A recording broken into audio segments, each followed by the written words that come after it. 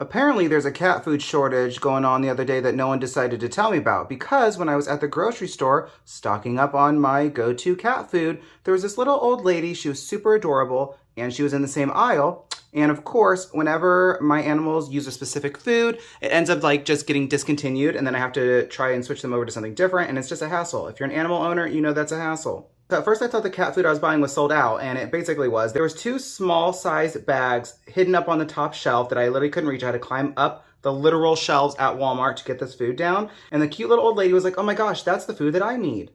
Now, normally I grab a large bag because I have multiple animals that I'm feeding, but since there was only two small, I was just gonna take the two small until this lady said that. And I was like, oh, well, perfect. There's two bags, you know, one for you, one for me. That's exactly what I said. And this lady looked me dead in the eye, someone who's being super nice to her and helping her, giving her a bag of food, and says, yeah, but I have 4 cats, so they're gonna need both bags.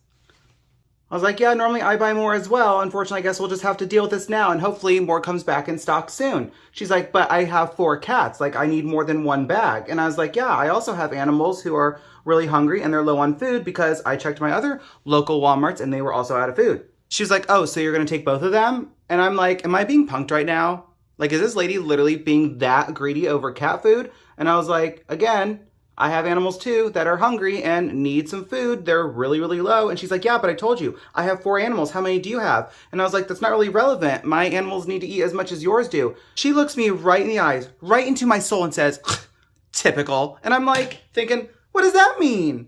I'm literally in the store with you, being nice, climbed up a freaking shelf to grab you a bag of food and myself a bag of food when there's none that we want anywhere else, and you're literally gonna be greedy and be like, how dare you keep one out of the two because I have animals, yours don't deserve to eat food, is basically what she's saying. And then like, what does that typical mean?